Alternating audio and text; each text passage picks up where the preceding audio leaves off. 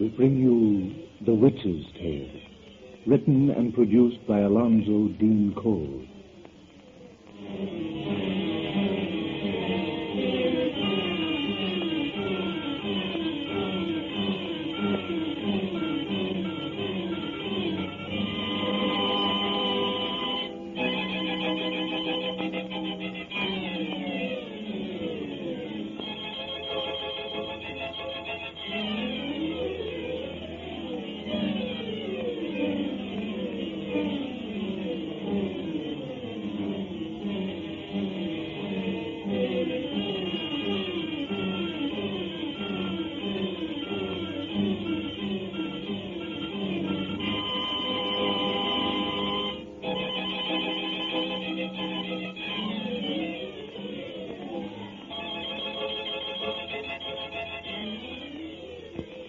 Now let us join old Nancy, the witch of Salem, and Satan, her wise black cat.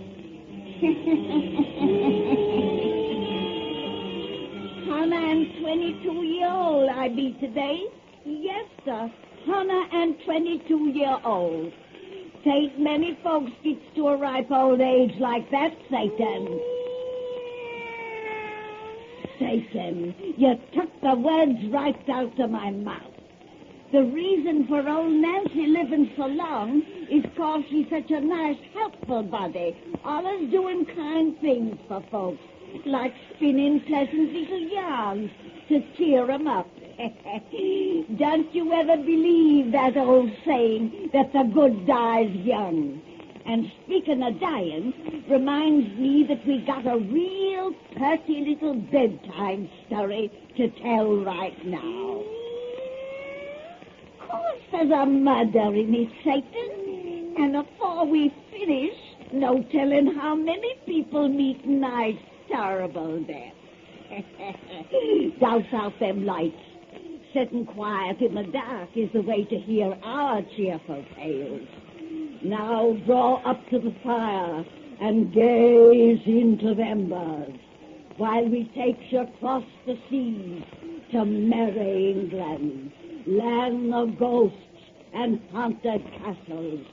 Gaze into the embers deep while we spin the yarn about the house of the bridegroom. The house of the bridegroom.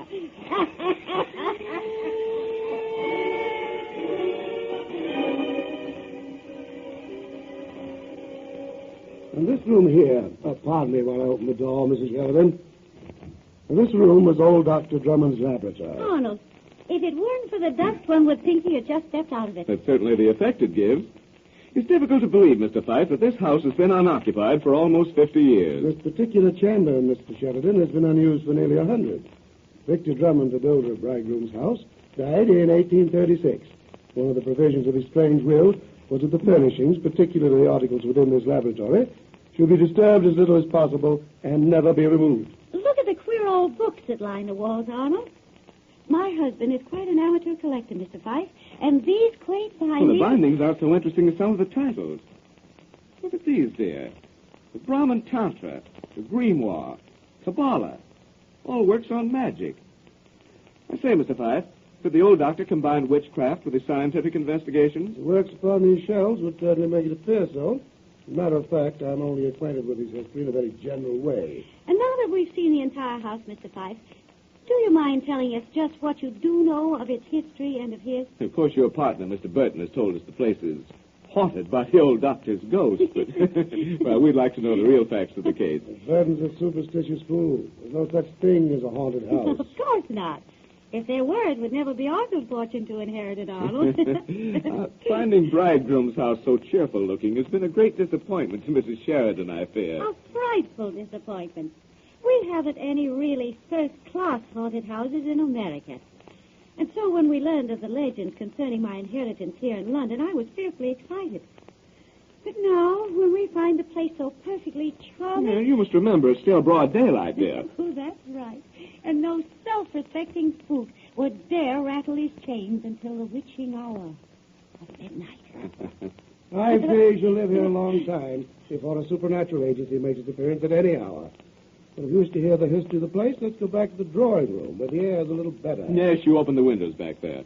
This room has been closed so long it's acquired the odor of a tomb. Oh, by his choice of comparison. You see, my husband is as anxious as I to capture the ghostly atmosphere, Mr. Fife.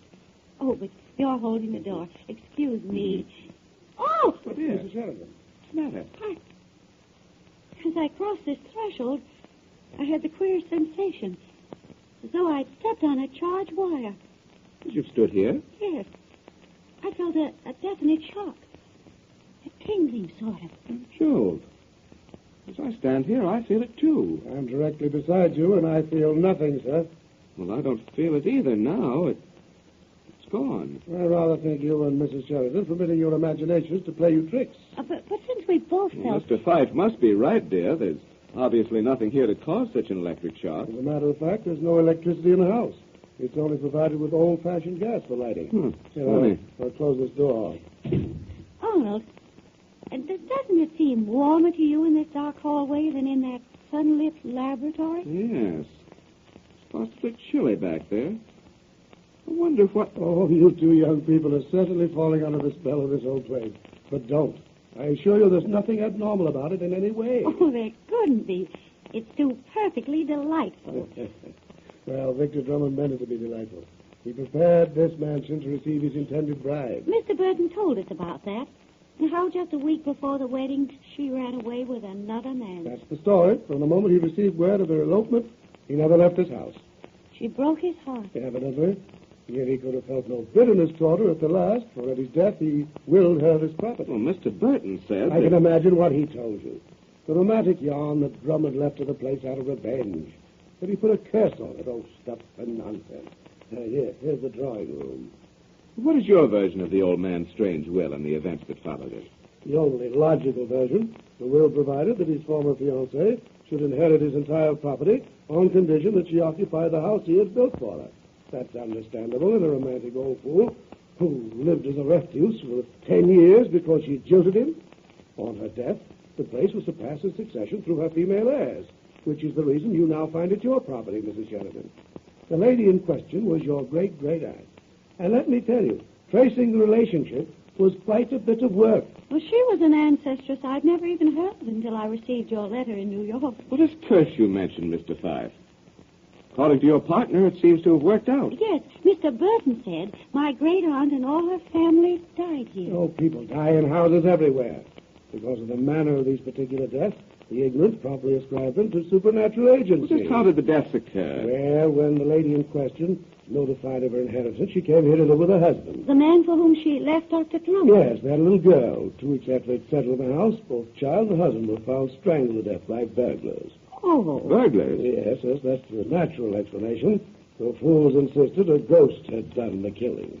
My great-aunt committed suicide shortly afterwards. Yes, hanged herself in a room upstairs. She left a note to the effect that Drummond, who had been in his grave 2 years, was responsible for her death, and then her husband and baby. She warned others to beware of Bridegroom's house, for the poor woman was demented by reason of her losses, of course. Naturally. Oh, but Mr. Burton said that everyone who attempted to live in this house afterwards... My dear Mrs. Sheridan, you know what happens when you give a dog a bad name. Those who came here to live came here prepared for trouble, and then actually found that for which they were looking.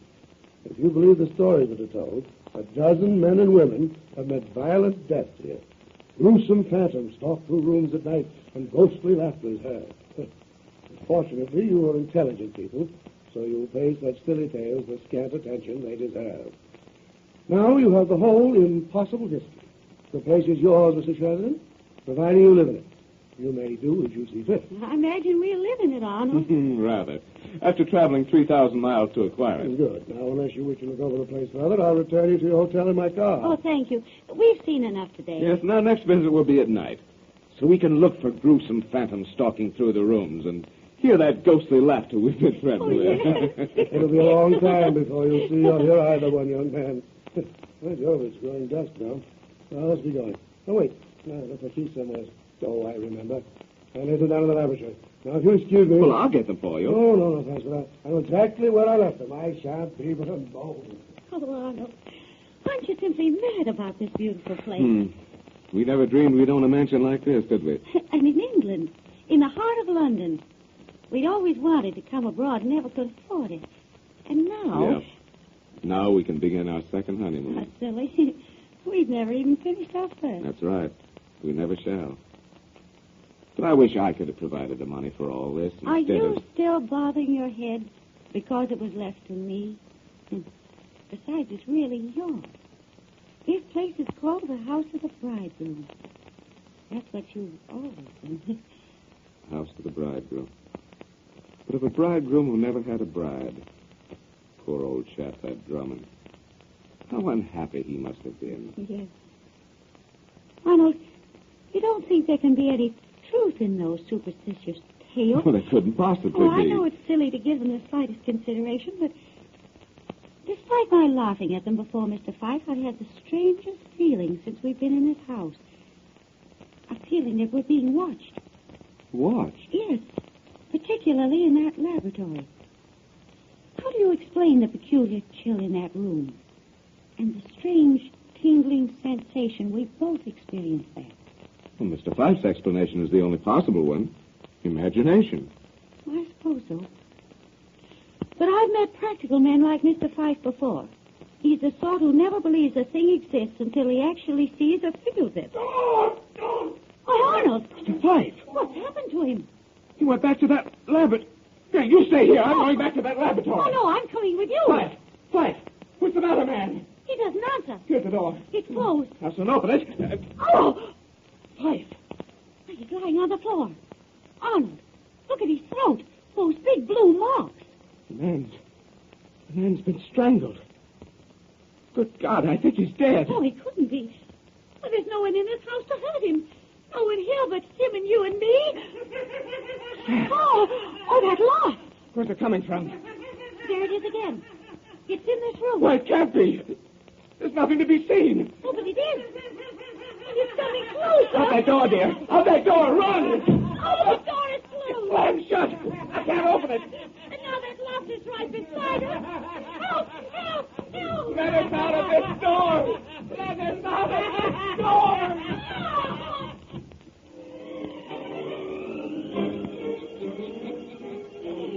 Satan, that's only the beginning of this cheerful little yarn. If folks wants to hear the rest, they got to call on us next time we has a birthday. And I'm 2-year-old, I'm gonna be real soon. Come see us then.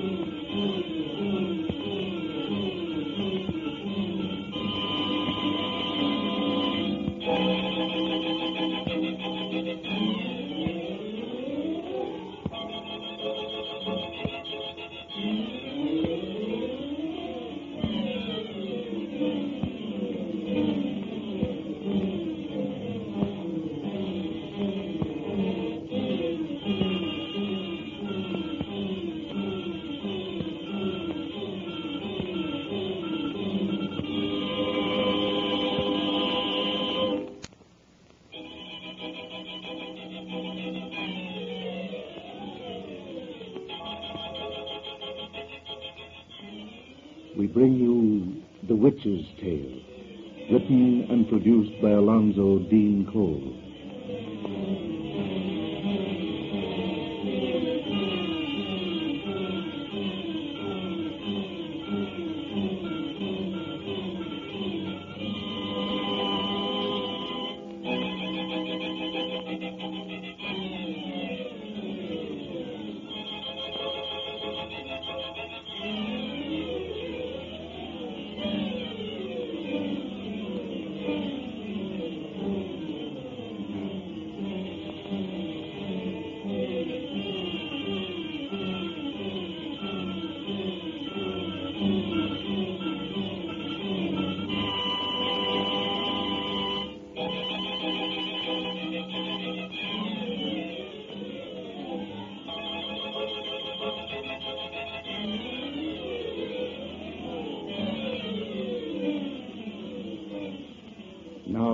let us join old Nancy, the witch of Salem, and Satan, her wise black cat. Hannah, I'm 13-year-old I be today. Yes, sir. Hannah, I'm 13-year-old. That's right, Satan. If these folks will just douse out them lights, we'll tell them the finish of that yarn about the young couple from America who inherited a haunted house in England. They say a fella named Dr. Drummond put a cuss on the place, 'cause the woman he built it for ran away with another man. Well, our young American couple didn't put much faith in haunted houses till they found a man a-lying dead there. Then they heard an awful laugh, and a door slammed shut upon them. Draw up to the fire and gaze into the embers while we spin the rest of our yarn about the house of the bridegroom. The house of the bridegroom.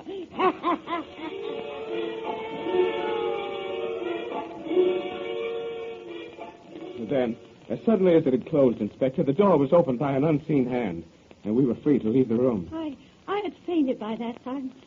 Oh, I can still hear that frightful laugh ringing in my ears. I took my wife in my arms and ran with her from the house. The laughter had ceased by that time? Yes, as we reached the outer door. Then my cries for help attracted a passing constable, and well, you know the rest, sir. I merely know that a man's dead body was found in the room of which you speak, and that you are the last to see him alive. You certainly don't think that we killed him. No, madam. Both you and your husband are small people. Sufficient strength was exerted upon Mr. Fife's throat so that he was not only strangled, but his neck broken as well. Together you couldn't have done that. Then why are you taking us back to that awful house? And at night? A murder has been committed. You and your husband ascribe it to a supernatural agency, which we of the London police do not recognize. I wish you to reenact the events before and after the crime so that we may possibly find the real killer. There's the house driver just ahead. Why, sir, I know the old house of the Bridegroom, sir. Inspector, you think a man was concealed in the place without our knowledge? That it was a man who murdered Mr. Fife? Naturally. And he took advantage of the mansion's ghostly reputation to play upon your fears with that laughter, and so arranged for his escape without danger of detection. But how? He must have been concealed in that laboratory. I'll find out where and how if I have to tear the place apart. Well, here we are, sir. Let me help you, Mr. Sheridan. I don't want to go in that awful house again. There, dear. Don't be afraid. Come on. All right. Shall I wait, sir? No, drive back to Scotland Yard. I'll call for a car when I'm ready to return. Yes, sir. I see the constable on duty inside the house has all the gas lamps lit. Every window's ablaze with light. Evidently, he's taking no chances of encountering your ghost in the dark. And where's the doorbell? Yeah, I found it. I hope the man inside is all right. You expect to find him otherwise? We laughed at the stories about this house a few hours ago, Inspector. Now, after what has happened, I couldn't stand being alone in there as he has been tonight. I hardly think he's experienced anything to arouse his fears. No, here he is. Good evening, Riley. Good evening, Inspector. I'm as glad I am to see you, sir. You're white as a sheet, man. What's wrong? Oh, nothing, sir, except this house is the devil's. It's full of queer whispers like, and it's glad I am to be alone inside it no longer. Don't act a fool. Step inside, you people. No. Come, dear. Don't be afraid. All right. Close that door, Riley. Now, which way is that laboratory? Oh, please, don't make us go there now. Inspector, my wife has been through a terrible experience today. If you'll allow her a little Oh, time... very well. Yeah, sit down and compose yourself, Mrs. Sheridan. I'll get you a chair. Excuse me if I seem brusque and impatient, but all this talk of impossible ghosts makes me sick. What? Ah! The chair! Why, something seized it from my hand. Carry it there, sir, to the wall and set it down. Something did it that we couldn't see. By the Lord, I soon will see. Oh, that laugh. Is that what you heard this afternoon? Yes. When we discovered Fife's dead body. There's it again. It seems to be upstairs. Come on, we're going to locate it. No, wait. It means death to find it. Don't go up there. Let's leave this house. Come on, Go Edith. ahead. After them. It's better to be with them than down here alone. Don't let them leave us alone. Come on, quick, up these stairs. Do you see anything, Riley? There it is again. Now it seems to come from downstairs. Whoever's responsible for it must have gone down the back way where we come up the front. Riley, go back the way we came and see if you can head him off. Yes. I'll stay here in case he attempts to return. Yes. We have him on the run. We'll get him now. He's down there, Riley. Get him or drive him back up here to me. Oh, you don't know what you're doing. Leave this house. Yes, that's not human laughter. It's the laughter of the dead. It's the laughter of a maniac, a tricky, murderous madman who'll soon be in jail. Oh, it's down there with that man. You see him, Riley? Yes, sir. But this time it sounded right beside you. Riley! The thing is killing him. Kill Fife! Riley, hold on. We're coming, man. Quickly, get down these stairs! Riley! Riley! He's lying crumpled on the floor! But who could have struck him down? The room is empty.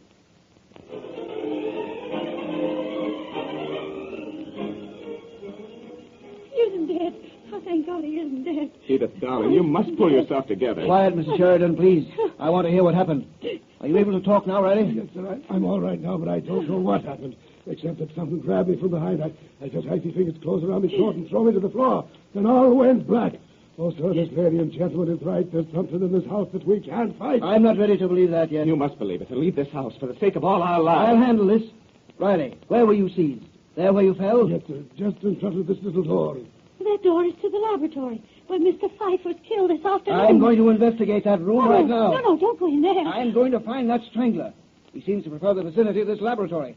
I want you to show me where the laughter seemed to come from when you discovered Fife's dead body. Oh, no, not now. At least wait for daylight. Yes, a call for more men to go in with us. No. If he's sitting there, that'll give him a chance to get away. Come on, we're going in. Oh, wait, sir. There's no lights inside that We'll room. use our flashlights then. Yes, sir. This door sticks. I've got it. Keep your pistol handy, Riley. Yes, sir. Come on, you two. We're coming. It's so cold in here. Colder than it was this afternoon. And 'tis an unnatural chill, ma'am. I feel it, too. Nonsense. There's nothing unnatural about this whole business. A human being killed Fife. A human being attacked Riley. A human being laughs and disappears. What was it took that chair from your hand when we came in? Yes, what was that? I've forgotten that. But that chair will be explained like all the other tricks when I know the secret of that laugh. And I think the clue to that is in this room. Oh! Edith, look, they're bookshelves. With an opening outward like a door. I leaned against them. I must have touched a hidden spring. These shelves conceal a secret passage. That's where the laughter came from. That's the strangler's hiding place. Ha! I knew we'd find a natural agency behind Wait all a minute. this. There isn't a passage behind these shelves. No, it's just a shallow recess. Not large enough to hide a man. And what space there is filled with tattered notebooks. They won't help us any. Look! Above our heads. Hand! Without an arm or body. My God, I'll know the secret of this trick. Don't shoot, sir. What harm could a bullet do to a disembodied hand? Put down it! Floating downward through the air. It's come to rest on one of those old Well, notebooks. it lies there open. Its finger is pointing at something on that page. Now it's disappeared. Vanished before our eyes. It was a woman's hand. No, it was a hand of the dead. But I didn't fear it somehow. I felt it meant to help us. Arnold, take up that book it rested on. I have it. What is it? Hold this light so I can see. Victor Drummond's name is written on it. That was the old It doctor. was the bridegroom's name who left the curse upon this house. It's his diary. Something is tugging at it, trying to take it from my hand. Hold tight. I'll help you, sir. Read that passage to which the fingers pointed. Yes, help me hold the book. Something's tugging at it like 10,000 Oh, devils. be quick, read. It says, "Today my labors were completed. I have found the thing I sought. Now I know that, living or dead, my vengeance will be satisfied." Inspector, help us. Together we can hardly hold this book. I see fingers we can't see are trying to take it from Oh, it. quick, read on. Here's the rest. I have at last discovered how to harness the tremendous force of human will. Human will? Help us. Hold on, sir. Read it all. I shall leave my hate behind to live within these walls forever. Ah, the hands let go of the book and knocked my flashlight to the floor. Oh, they've got mine. Oh, we're in the dark. Come on, quick, out they saw. It's slammed shut. And I can't open it. Help me, Riley. Together. Our shoulders. Belong. It's with us in this room. On there, two gleaming eyes. Eyes that shine in darkness. Your pistol, Riley. Fire at them. Fire. Oh, you know you see a shooting. Bullets can't harm the devil of ghosts from out the grave. Edith! Got her. Edith, where are you? Edith, I can't see you in this darkness. I found her. She's here. Arnold, I felt its fingers on me. So is it. It's got me now. Icy fingers. I throw. Light, a match, for God's sake, light! Break open that door. It's our only chance to help him and ourselves. Riley, I'm with you. I'm with you. Edith, darling, don't leave my side again. No. We've got it. Oh. Blessed light. The inspector, where is he? On the floor. His head is bent sideways. Neck is broken. He's dead. The unseen thing is laughing. It means to kill us all. Run for your lives. Run!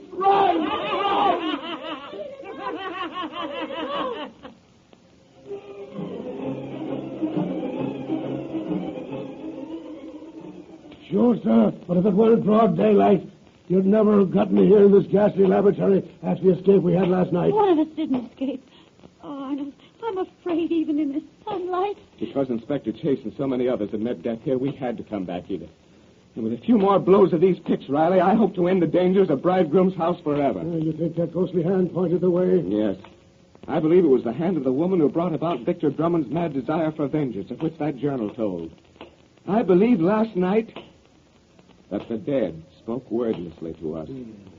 Ah, Mr. Sheridan, my pick is broken through the wall. Oh, yes. Your guess was right. Arnold, there is another cubby hole behind that recess where we found the notebook. Yes, and in that cubby hole is the thing that we must find. Something's trying to keep us from finding it, sir. Even in this blessed sunlight, I feel icy fingers at this rope. Yes, I feel them too. But in the day, they have no strength. Evil things have only power in darkness. Come on, quick. Make this opening larger. There's the thing we want. You mean that little crystal globe? I think that's it. Look. It's engraved with Kabbalistic symbols of the alchemist and wizard. And we know that Dr. Drummond was a student of black magic. Black magic? Yes. Within that globe, I think, is harnessed the human will of which his journal spoke. His will for vengeance. It still lives. Although his body has been dust 100 years. It's not possible. So one who had never heard a radio or seen an aeroplane might say of them, nothing is impossible. Lights gleam within the globe. Lights of hell, like them eyes we saw here last night. Soon they'll gleam no more. Smash it with your pick. Help me, Riley. The icy hands are holding me, fighting to retain their power to hate and kill. I'm with you, sir. Together we'll throw 'em off. Now with our forearms. Bring down the pick. In the center of that globe. Now! We've done it. It's gone. Shattered. Not even dust is left. The icy hand no longer holds it. They, too, are gone. Destroyed forever, like the mad will they obeyed. The unseen strangler will last no more. No. The house of the bridegroom is no longer a place accursed.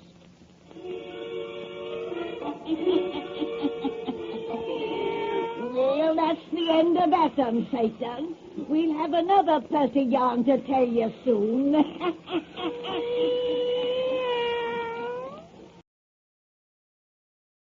This is Watch Waddle Cartoons on the Baba Ghoulie Radio Show, signing off for the evening.